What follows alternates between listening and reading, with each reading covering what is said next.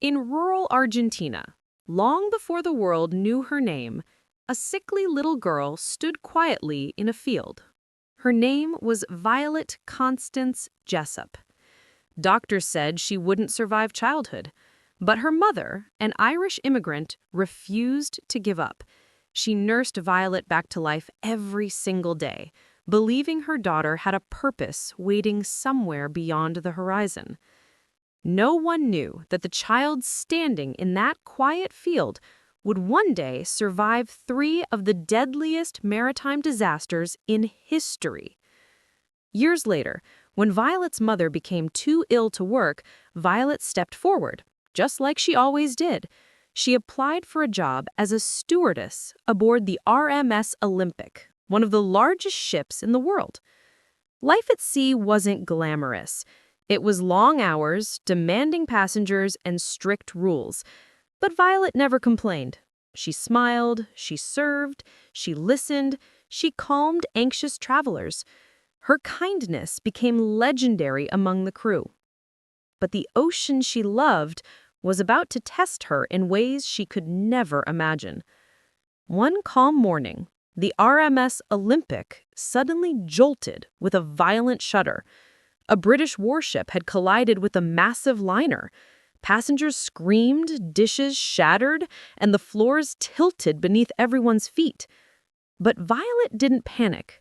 She guided terrified passengers to safety, soothing them with the same calm voice she once used to comfort her mother. The Olympic survived. So did Violet. And after the accident, she didn't quit.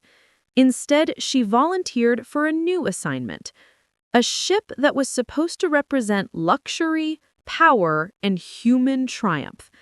A ship called Titanic. When Violet walked down Titanic's grand staircase for the first time, she felt she was witnessing history. The finest carpets, shining brass railings, elegant dining halls. It was the most beautiful vessel she had ever seen. But beneath the elegance, she carried a strange feeling, a quiet sense of unease, a whisper she couldn't explain.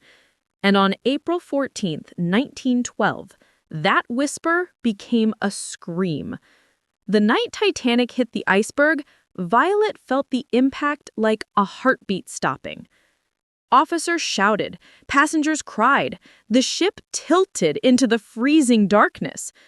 But Violet didn't freeze. She guided women and children to lifeboats. One mother handed her a baby and whispered, "Please don't let go." Violet held that child tightly as the lifeboat lowered into the black Atlantic. She watched the Titanic rise, break, and vanish beneath the icy water. She survived the cold, the fear, the night. But her story was far from over.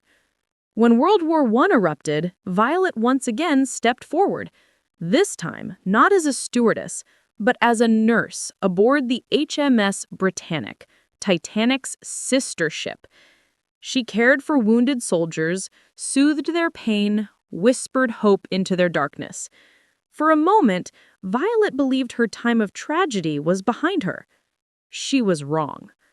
One quiet morning, the sea erupted. A mine exploded beneath the Britannic, tearing the massive ship open. The vessel began to sink faster than Titanic ever did. Violet rushed to help the soldiers into lifeboats, but when her lifeboat drifted too close to the ship's propellers, she had 1 second to choose: jump or die. She leapt into the sea. The propeller's force sucked her under, smashing her head against the water. But she resurfaced. She swam. She survived. For the third time, Violet Jessup lived through disaster. Years later, Violet sat at her desk, writing her memoirs. She never bragged about surviving 3 maritime catastrophes. She wrote instead about the people she helped, the lives she touched, and the courage she found in herself. She called herself just a stewardess. But to history, she became something far greater, a symbol of courage, a survivor of the impossible, a woman the sea tried to take 3 times and failed.